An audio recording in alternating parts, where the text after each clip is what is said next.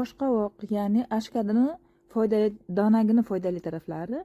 Ashkadini o'zi foyda, donagi undan-da foyda. Ashkadini donagini aslo tashlab olmang. Meni yo'qotib qo'ymaslik uchun do'stingizga yuborib like bosishni unutmang. Buni donagini gijjasi borlarga bersangiz, gijjani yo'qotishda yordam beradi. Buni mana shunaqa upakovka paketlarda ham sotadi. Agar mabodo oshqovoq olib, uni tozalab, donagini qovurib bersangiz, juda ham mazali narsa. Buni iste'mol qilganda asabingizni juda ham tinchlantiradi. Birinchi navbatda uyquni ochadi, minerallarga boy, vitaminlarga boy, gijjalarni yo'qotadi, yurak qon tomirlari uchun foydali, organizmni tetiklashtiradi, holsizlikdan qutqaradi, tushkunlikdan qutqaradi. Buni foydalari ana shunaqa, turgani koni foyda.